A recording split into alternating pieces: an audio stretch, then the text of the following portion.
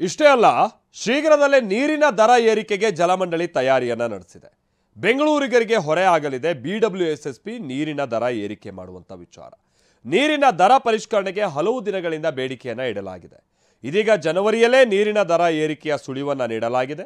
ಶೀಘ್ರದಲ್ಲೇ DCM DK Shivakumar ನೇತೃತ್ವದಲ್ಲಿ ಒಂದು ಸಭೆ ನಡೆಸುವಂತ ನಿಟ್ಟಿನಲ್ಲಿ ತಯಾರಿಯಾಗಿದೆ.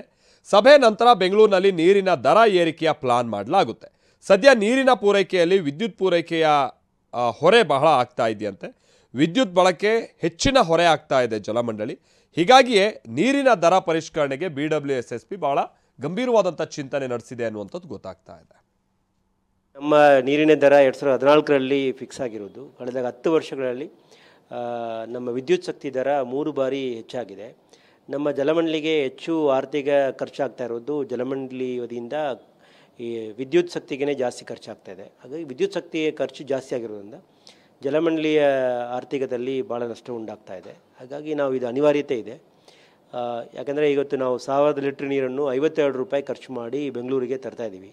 120 ಕಿಲೋಮೀಟ್ರ್ ದೂರದಿಂದ 1000 ಮೀಟ್ರ್ ಎತ್ತರಕ್ಕೆ ಪಂಪ್ ಮಾಡಿ ತರ್ತಾಯಿದ್ದೀವಿ. ಅದಕ್ಕೆ 52 ರೂಪಾಯಿ ಖರ್ಚಾಗ್ತಾಯಿದೆ ಪ್ರತಿ 1000 ಲೀಟ್ರಿಗೆ.